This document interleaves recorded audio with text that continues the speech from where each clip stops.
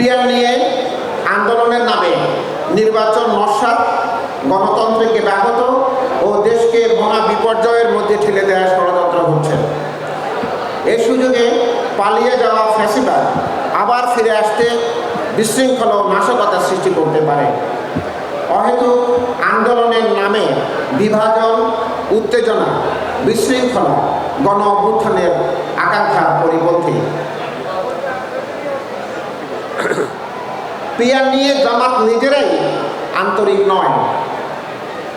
আপনারা জানেন, আমি ঐক্যমত্য কমিশনের মিটিংয়ে বাংলাদেশ জাতীয়তাবাদী দলের প্রতিনিধি দলের একজন সদস্য, জামাত ইসলাম একবারও এই পিয়ার পদ্ধতির কথা উঠায়নি। তারা উচ্চ পক্ষে পিয়ার পদ্ধতির কথা বলেছে, কিন্তু নিম্ন পক্ষে আমাদের যে জাতীয় সংসদ নির্বাচনের কথা বলছে, সেই নির্বাচনের পিয়ার পদ্ধতির কথা একবারও উঠেনি। এটা নির্বাচন কমিশনের সংস্কারের এজেন্ডাতেই নেই। প্রশ্ন হল, $1,000,000 প্রশ্ন, তাহলে হঠাৎ করে কেন পিয়ার পদ্ধতি নিয়ে মাঠে নামছেন? আমরা যখন সবাই মিলে ঐক্যমত্য কমিশনে এখনো বসে কথা বলছি, এখনো যখন আলোচনা হচ্ছে, আলোচনা এখনো শেষ হয়নি, সেই আলোচনার টেবিলকে বাদ দিয়ে বাইরে গিয়ে আন্দোলনের নামে দেশে অরাজকতা সৃষ্টি করার অপচেষ্টা জনগণ কখনোই মেনে নেবে।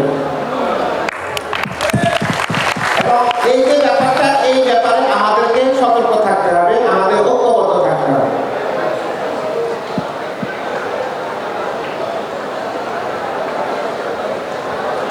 পিয়ার পদ্ধতি নিয়ে আমি বলতে চাই না, কারণ পিয়ার পদ্ধতি ইতিমধ্যে পৌঁছে গেছে।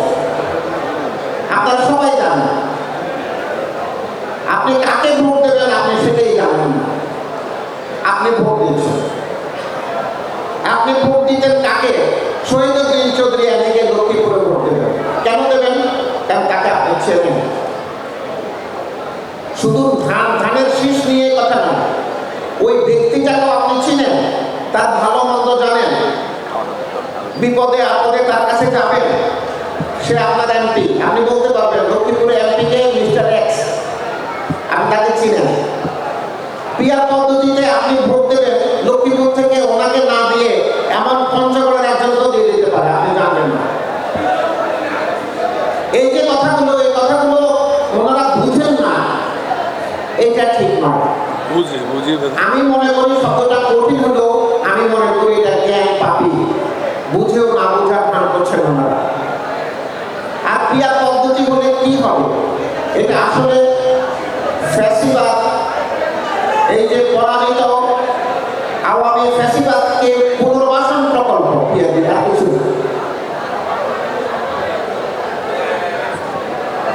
আপনি জেনে শুনে এই ফ্যাসিবাদকে, যদি আওয়ামী ফ্যাসিবাদকে পুনর্বাসন করার জন্য যদি পিয়ারের পদ্ধতি নেন,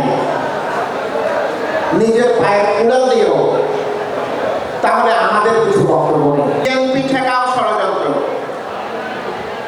এই ষড়যন্ত্রকে দাঁত ভাঙা জবাব দিতে হবে। কিভাবে? সেই আদিকালের সেই ট্র্যাডিশনাল বডি ল্যাঙ্গুয়েজ দিয়ে নো, জনগণ আপনার এই কথা শুনবে না।